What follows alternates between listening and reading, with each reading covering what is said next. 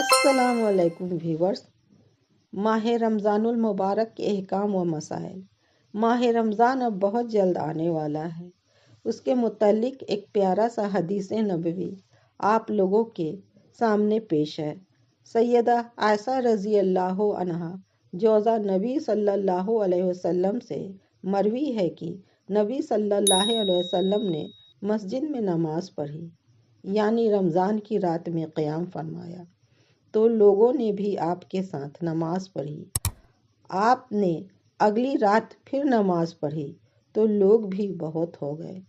پھر جب وہ تیسری رات جمع ہوئے تو رسول اللہ صلی اللہ علیہ وسلم گھر سے نکلے ہی نہیں۔